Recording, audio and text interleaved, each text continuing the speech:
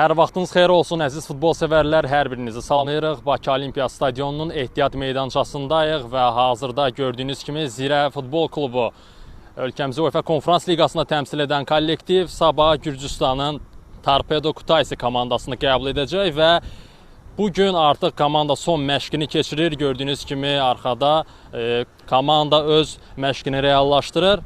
Bir qədər əvvəl komandamızın baş məşqçisi Rəşad Sadıqov oyunla bağlı öz fikirlərini bildirdi. Torpedonun elə də göründüyü kimi asan rəqib olmadığını bildirdi.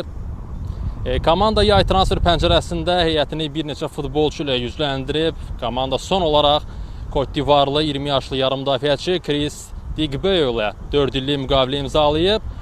Mətbuat konferansında isə daha çox komandanın hazırlığından bəhs etdi Rəşad Sadıqov.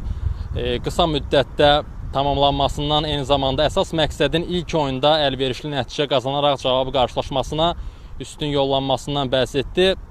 Eyni zamanda təcrübəli mütəxəssisin rəqibin son illərdə mütəmadi olaraq Avrokuboklarda çıxış etdiyini xatırladaraq Torpedonun təcrübəli komanda olduğunu da vurğulayıb.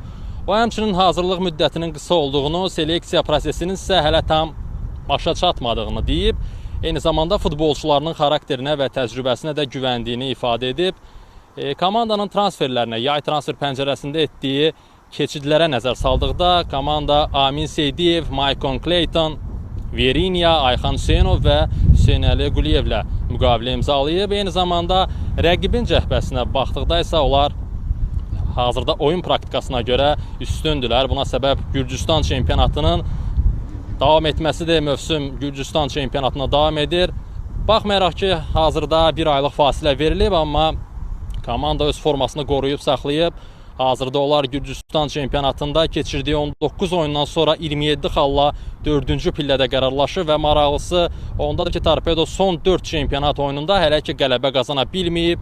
Gürcüstan təmsilçisinin də bu yay heyətini gücləndirdiyi bir neçə oyuncu var. Həmin futbolçular arasında son olaraq Bolqarıstan millisinin sabiq cinah oyuncusu Mateo Stamatovu da qeyd etmək yerinə düşərdi. Eyni zamanda qarşı tərəfdən, Torpedo tərəfindən də klub rəsmiləri Zirənin güclü və çətin rəqib kimi qiymətləndiriblər. Qeyd etmək lazımdır ki, Cütün qalibi UEFA Konferans Liqasının ikinci təsnifat mərhələsində Litvanın Hegelman və Estoniyanın Payde komandaları arasında keçiriləcək maçın qalibi ilə üz-üzə gələcək.